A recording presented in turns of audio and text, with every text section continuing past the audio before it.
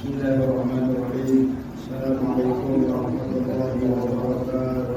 Waalaikumsalam warahmatullahi wabarakatuh. Alhamdulillahirabbil alamin wa bihi nasta'in. Ala umuri dunya asyhadu an la ilaha illallah wa asyhadu anna Muhammadan abduhu wa rasuluhu la nabiyya ba'dah. Allahumma shalli wa sallim wa barik wa an'im ala habibina wa syafi'ina sayyidina Muhammadin sallallahu alaihi wasallam wa ala alihi wa ashabihi wa man tabi'ahum bi ihsan ila yaumil qiyamah. Rabbi shrah li sadri wa yassir li amri wa hlul 'uqdatam min lisani yafqahu qawli. Allahumma anfa'na bima 'allamtana wa 'allimna ma yanfa'una rabbana zidna 'ilma. Semoga Allah berkenan menambahkan ilmu pengetahuan kita tentang ajaran agama. Semoga apa yang kita simak pada malam hari ini bermanfaat bagi kehidupan dunia dan akhirat kita. Amin ya rabbal alamin. Saya hormati segenap orang tua kami, para sesepuh, segenap pengurus DKM Masjid Ar-Rahmah, bapak-bapak jamaah salat maghrib, yang mudah-mudahan kita semua senantiasa mendapatkan taufik dan hidayah dari Allah Subhanahu wa taala. Alhamdulillah, kembali kita dipertemukan Allah Subhanahu wa taala dalam taklim rutin bulanan kita. Mudah-mudahan apa yang kita laksanakan pada malam hari ini bisa menjadi bagian rangkaian ibadah yang kita persembahkan kepada Allah Subhanahu wa taala, dan insyaallah pada hari akhirat akan kita raih pahalanya secara sempurna. Amin ya rabbal alamin. Jemaah sekalian rahimakumullah, sekedar mengingatkan kita semua bahwa kita sudah masuk bulan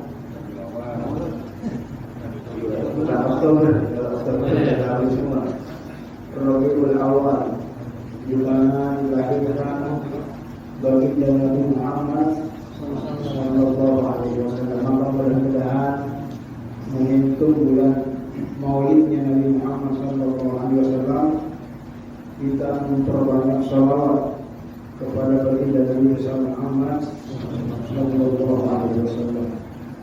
Mudah-mudahan dengan shalawat yang kita baca semakin besar peluang kita mendapatkan syafaat baginda Nabi Muhammad sallallahu alaihi wasallam. Khususnya tidak kurang dari berapa kali tadi? Masih ingat khutbah Jumat? Kalau masalah sudah kita sampaikan belum?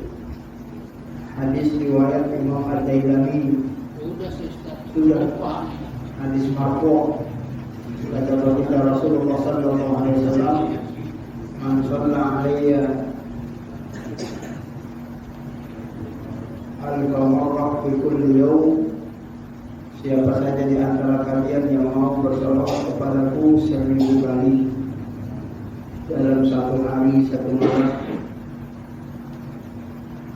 1000 kali dalam satu hari satu malam, falam yamut hatta yura maq'adahu minal jannah, niscaya orang tersebut tidak akan pernah mati kecuali sebelum kematiannya akan diperlihatkan tempatnya di surga. Masya Allah. Berkat sholawat kepada baginda Nabi Muhammad sallallahu alaihi wasallam 1000 kali dalam satu hari.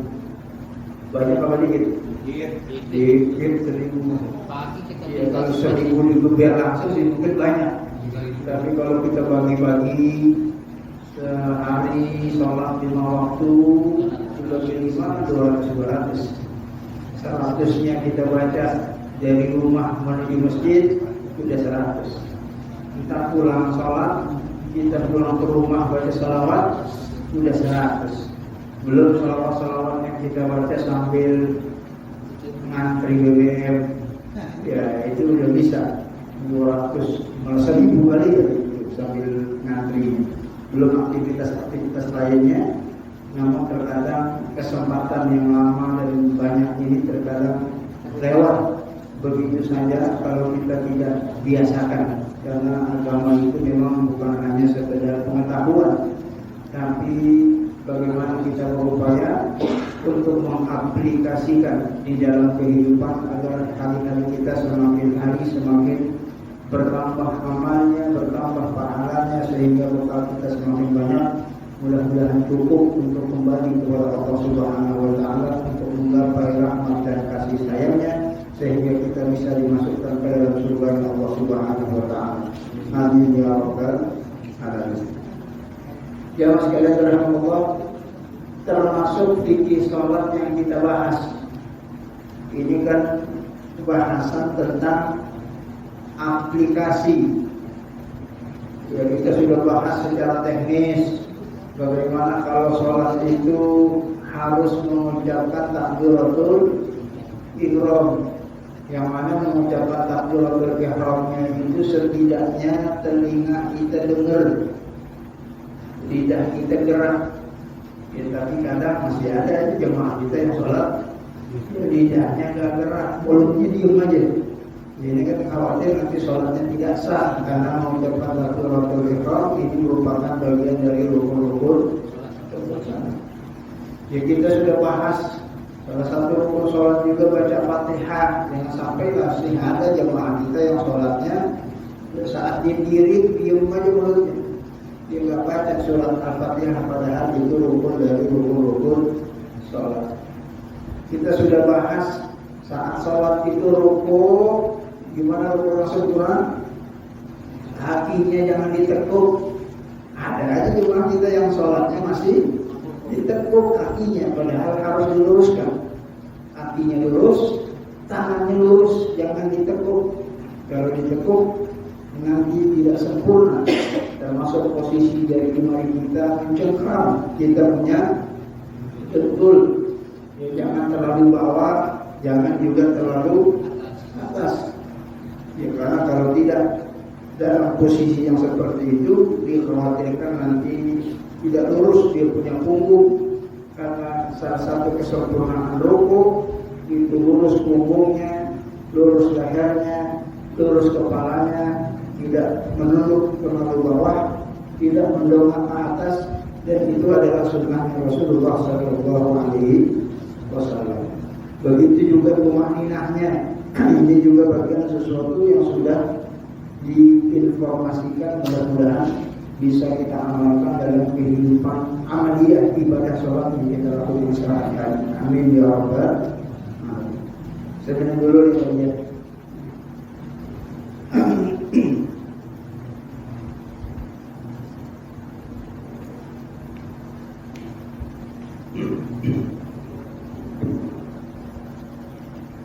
Baik, ya masyarakat rahmatullah. Yang terakhir yang sudah kita sampaikan itu berkaitan dengan masalah sujud. Ya, bagaimana sujud yang diajarkan oleh Rasulullah SAW. Harus ada 7 organ tubuh yang nempel. Masih ingat? Ya, yang pertama jidatnya nempel. Ya, jidat yang bawah apa yang atas? Bawah. Ya, yang dekat kira-kira hidungnya ikutan nempel. Ya, jidat kita kan lebar tuh, ada yang atas, ada yang tengah, ada yang bawah, ada yang kanan, ada yang kiri. Ya, maka jidat yang sekiranya kita tempelin, hidungnya juga nempel. Ya, makanya kalau ada jemaah kita yang jidat hitamnya, ya bagus kalau di sini jidatnya hitam. Ya, tapi kalau hitamnya di atas, ya berarti ya kurang kebawahan dia sujudnya. Ya, ini perlu dibahas. Kemudian tangan telapak kanan dan kiri 2 dan 3. Kemudian dengkul kanan dan kiri 4 dan 5. Lalu yang ke-6 dan yang ke-7, ujung-ujung jemari kaki dari jempol sampai dengan keliti, atraful qadamain. Ya, ini juga terkadang masih ada sebagian kita yang sholatnya jari jemarinya nggak nempel. Ya, jadi yang ditempelin itu semuanya dari jempol sampai ke ringking atraful qadamain. Ya, karena jari kita kan nggak sama, ya berarti yang panjangan baru ditekuk, biar yang pendek bisa ketekuk, biar bisa nempel. Ya, ini dalam ilmu kesehatan sudah pernah kita sampaikan, dalam dunia refleksi ini membawa kemaslahatan kesehatan agar peredaran darah dalam tubuh kita itu lancar. Ya, ini kalau bagi jemaah yang tidak terbiasa, ya, ada rasa sakit. Ya, kenapa itu sakit? Ya, karena darahnya tersumbat. Ya, kita kalau tukang pijat refleksi itu kalau dipijit-pijit, biasanya kalau orang kali itu sakit. Ya, semakin sakit, semakin dipijit, kita lama-lama sakitnya hilang. Kalau sudah hilang itu berarti darahnya sudah lancar. Jadi Allah inginkan kita, darah kita itu biar lancar peredaran darahnya, makanya diperintahkan di saat sholat kita sujud untuk kita tempelkan jari jemari kita agar setidaknya bisa dipijat secara natural sehingga insya Allah tubuh kita menjadi sehat walafiat. Amin ya rabbal alamin. Selain yang sudah kita sampaikan juga posisi tangan, di mana posisi tangannya disesuaikan. Yang takbiratul ihramnya sedada, posisi tangannya sejajar dengan dada. Yang takbiratul ihramnya setelinga, posisi tangannya seperti itu. Dan posisi tangannya jangan menghimpit, tapi membuka, dikepakkan. Ya, jari jemarinya tetap menghadap ke arah kiblat. Ya, sampai-sampai dalam hadis Rasulullah saat sujud terlihat putih ketiaknya beliau sallallahu alaihi wasallam, saking dikepakkan. Itu sunnah. Ya, tapi itu dilakukan juga lihat-lihat situasi dan kondisi. Ya, kalau kita sholat sendirian, sholat sunnah silahkan. Kalau kita sholatnya jadi imam di depan sendirian silahkan. Tapi kalau sholatnya berjamaah di samping kiri kanan kita ada orang, jangan lebar-lebar. Ya, karena kalau lebaran teman kita nggak kebagian apa. Ya, kita sholat itu bukan sendirian. Tidak boleh egois dalam beragama, maka disesuaikan. Kalau memang udah mentok, ya udah jangan dipaksain. Ya, karena di samping kita juga orang lagi melaksanakan ibadah sujud juga, ingin sama-sama masuk surga bersama kita insya Allah.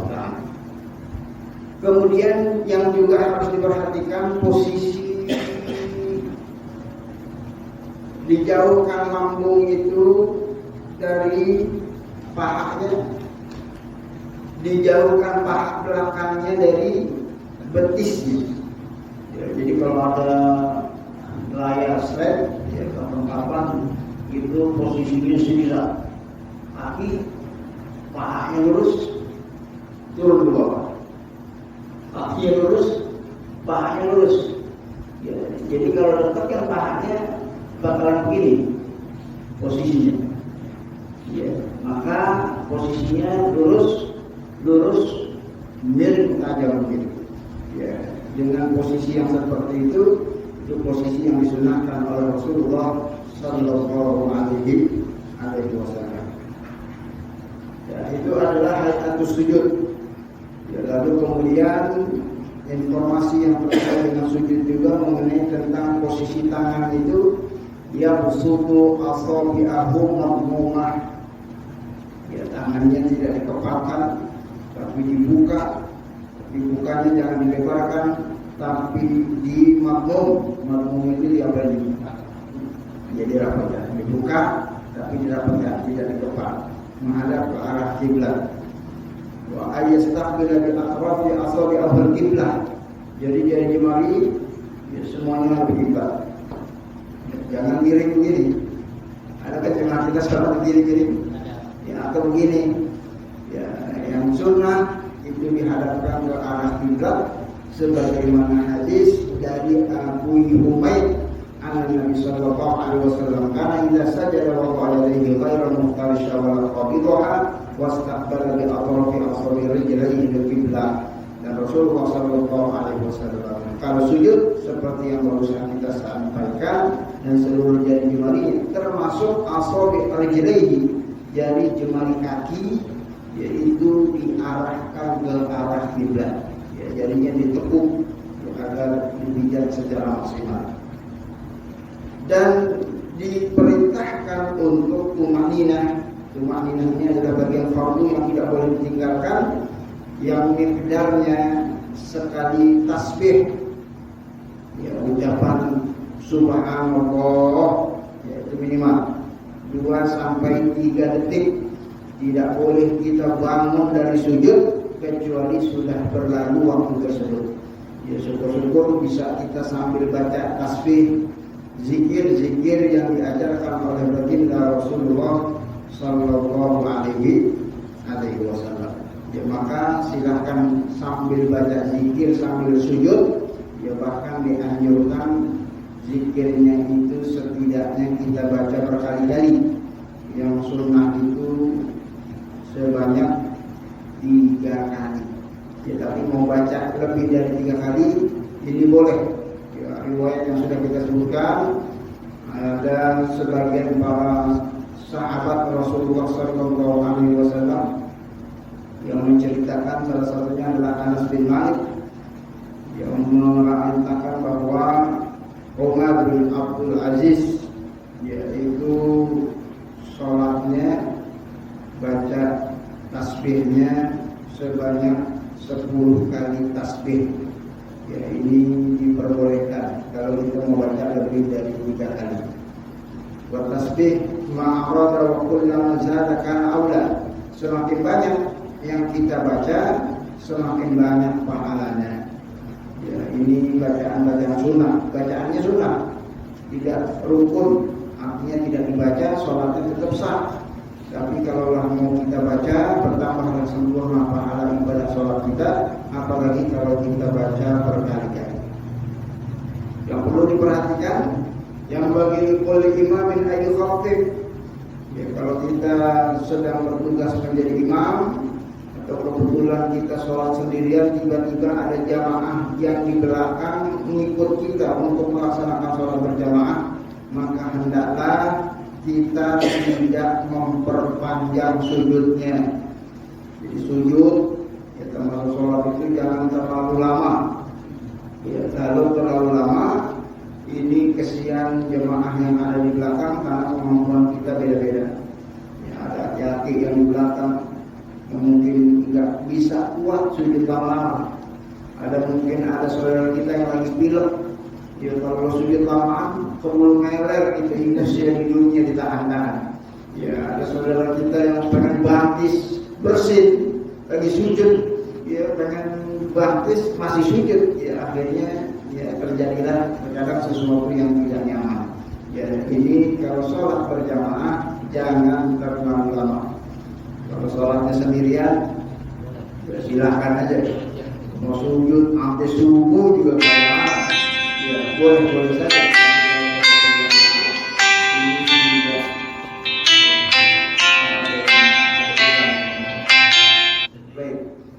Jamaah sekalian rahimahullah, dan dianjurkan bagi imam, istahabba lil imam an yusabbiha 5 tasbihat.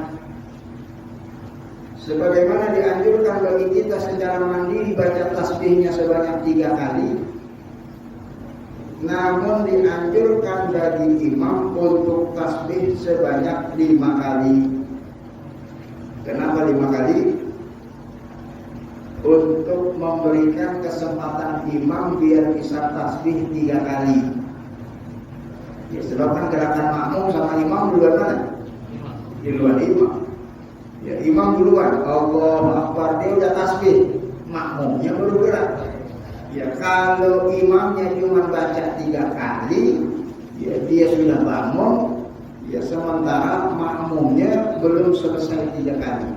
Ya, maka sunnah hukumnya, ya, kata Abdullah bin Mubarak, seorang tabi'in yang menyatakan istahab lil imam ayusabbih 5 takbirat. Ya, dianjurkan untuk imam membaca tasbihnya itu 5 kali. Likayudrik man khalfahu salasa tasbihat, agar makmum yang di belakang yang ikut dia bisa maksimal tasbihnya sebanyak 3 kali, sehingga pahalanya jadi double. Pahala imam baca tasbih sesuai sunnah Rasul 3 kali, memberikan kesempatan makmum untuk baca tasbih sebanyak 3 kali, sehingga berlipatlah pahala imam sholatnya yang sesuai dengan arahan baginda Nabi Muhammad SAW.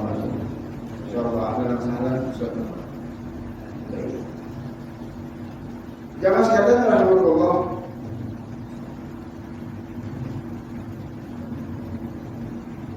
jalan di depan mana lagi? Udah pindah. Masih sengaja mas? Sengaja. Iya, khawatir nanti kelewatan. Ya.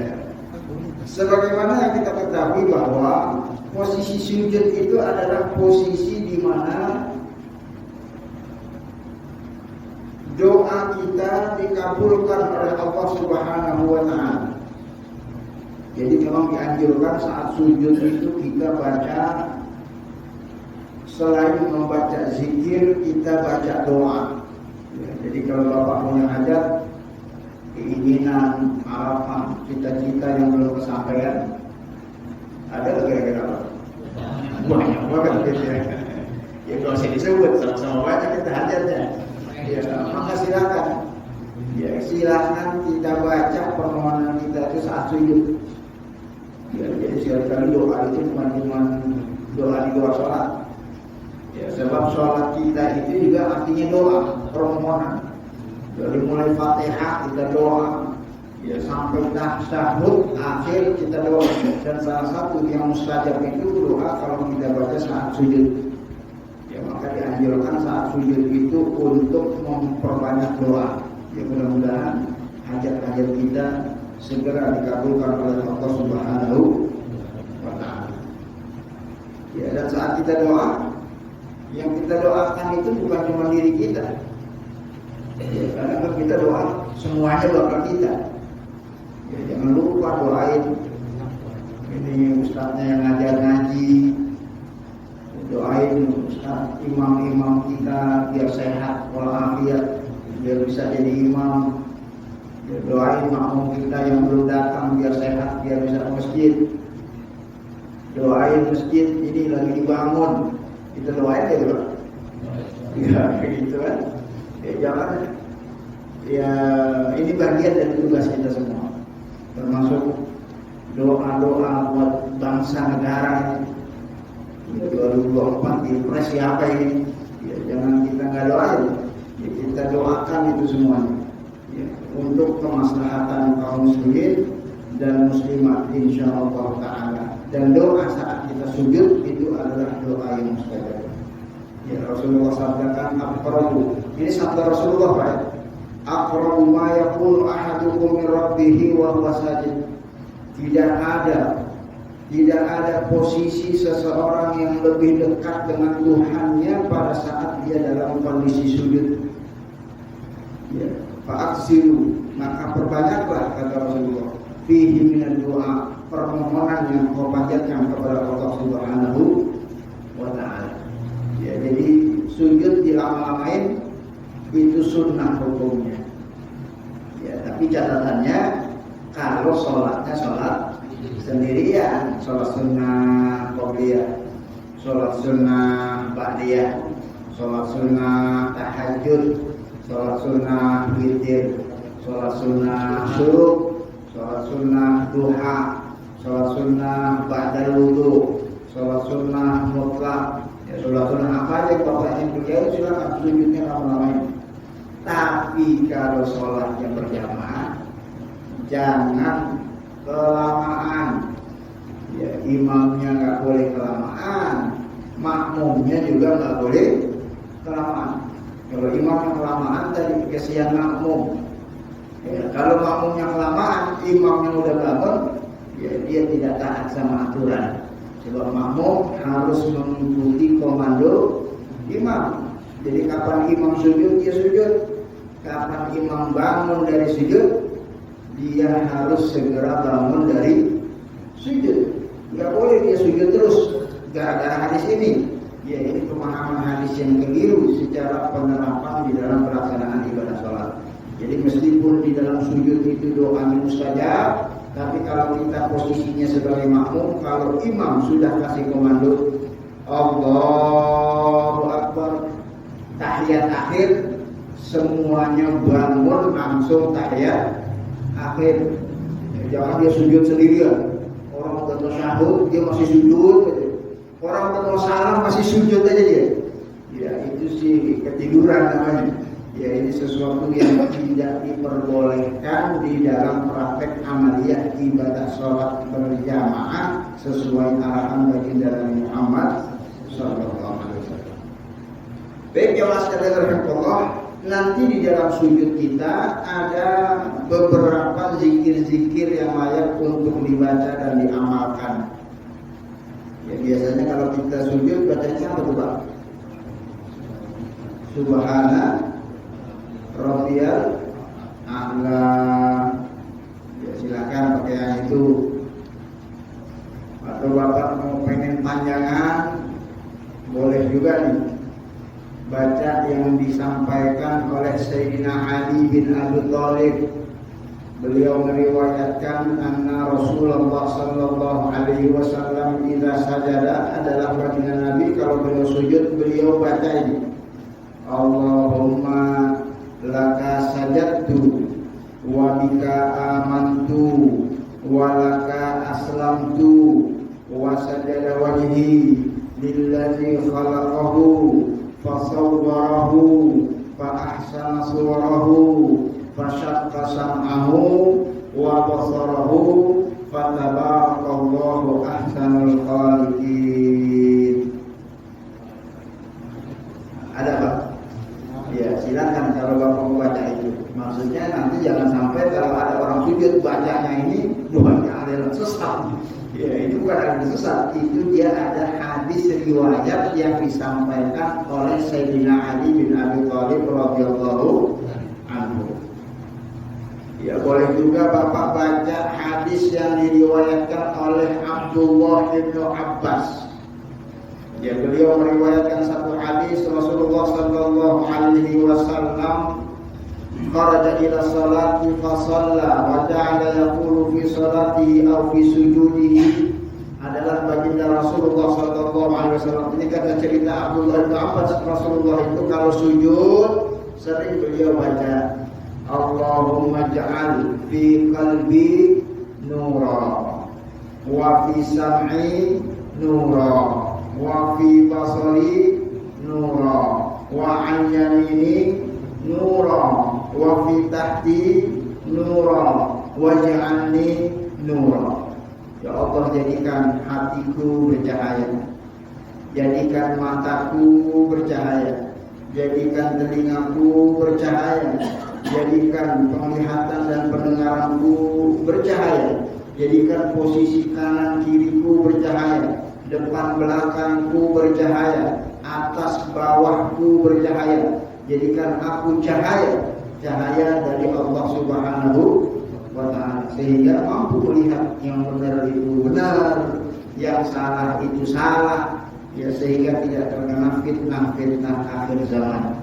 Ya, kita hidup di zaman fitnah yang terkadang orang benar dikatain salah, yang salah dikata benar. Ya ini kebolak-balik, mungkin karena kita belum dianugerahkan oleh Allah nur, cahaya yang disematkan bagi orang yang memintanya, yang akan Allah berikan, dan itu dibaca oleh baginda Rasulullah sallallahu alaihi wasallam di dalam sujudnya.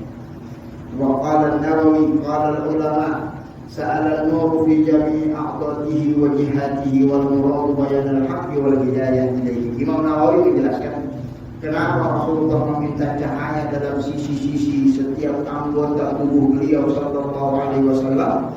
Ini maksudnya agar setiap organ-organ tubuh beliau senantiasa dinaungi cahaya Allah Subhanahu wa ta'ala, sehingga mudah untuk melakukan ketaatan-ketaatan kepada Allah dan berat untuk melaksanakan kemaksiatan kepada Allah Subhanahu wa ta'ala. Ya, jadi silakan kalau Bapak mau baca doa ini di dalam sujud diperbolehkan selain yang biasa kita baca.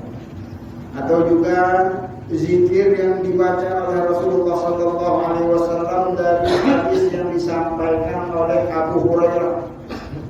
Kata Abu Hurairah, Rasulullah itu kalau sujud beliau biasa baca Allahumma ighfirli dzambi kullah. Ya Allah, ampuni dosa-dosaku semuanya. Diqqahu wa jullahu, dosa yang gede-gede maupun dosa yang kecil-kecil. Awalahu wa akhirahu, dosa yang pertama kali yang pernah saya lakukan, termasuk dosa yang terakhir kali yang aku lakukan. Wa alaniyatahu wa sirrahu, dosa yang kelihatan sama orang ataupun dosa yang tersembunyi. Ini juga diminta oleh baginda Rasulullah sallallahu alaihi wasallam. Ada juga doa yang disampaikan oleh Ibunda Aisyah radhiyallahu anha, kata beliau, faqadtu nabi zata lailah, aku kehilangan Nabi pada suatu malam. Ini kemana Nabi saya ini? Nabi Muhammad kemana ini? Kagak ketemu. Zata lailatin faltamastu fil masjid